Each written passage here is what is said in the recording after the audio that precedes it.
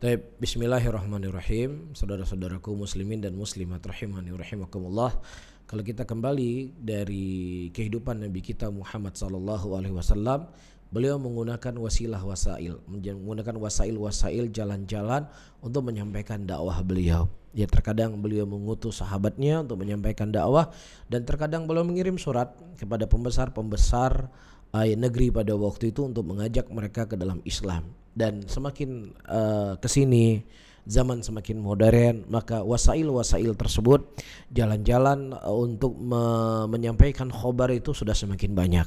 Ya, melalui media sosial, melalui Facebook, melalui Instagram, melalui YouTube dan lain sebagainya. Dan tentunya kehidupan masyarakat ya musliminnya atau selain musliminnya itu berada di daerah atau di dalam kawasan media sosial. Mereka tidak akan lepas dari yang namanya media sosial.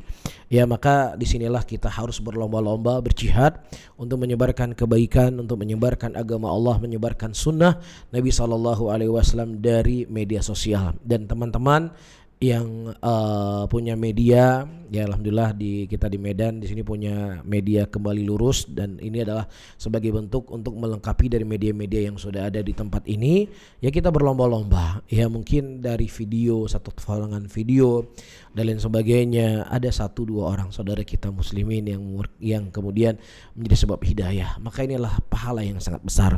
Dan juga kepada teman-teman yang memang baru mulai, jangan hanya melihat ya berapa viewernya, berapa yang share-nya, berapa yang like-nya, yang kemudian ketika like-nya sedikit membuat kita kurang semangat. Ya, ini adalah hal yang harus kita jauhi, karena ketika kita menyebarkan ilmu, menyebarkan kebaikan, kita tidak melihat berapa jumlah viewernya, berapa yang like-nya, tetapi ketika kita menyebarkan ilmu, yang kita lihat adalah adalah ibadah. Ini hal yang dicintai oleh Allah, ini yang dicintai oleh Nabi sallallahu alaihi wasallam, maka kita harus bersemangat.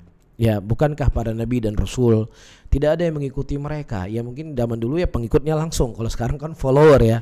Ya, mereka hanya 1-2 orang yang mengikuti mereka. Bahkan Nabi Nuh alaihissalam yang mengikuti beliau hanya beberapa keluarga saja, tetapi beliau berdakwah 900 tahun.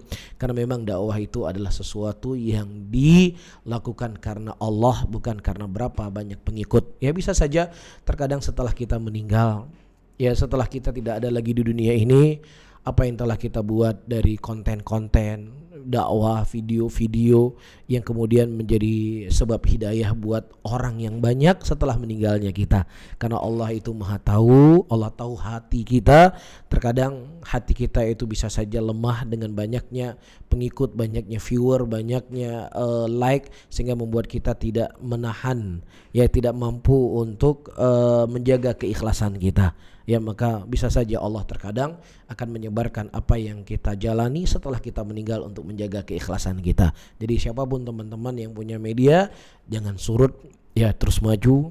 Ya, jangan melihat dari berapa viewernya. Seperti saya sebutkan tadi, di sana orang-orang kafir, orang-orang munafik, mereka mempertontonkan ya akhlak jelek mereka, mempertontonkan kekufuran mereka, dan mereka begitu semangat untuk menyebarkannya.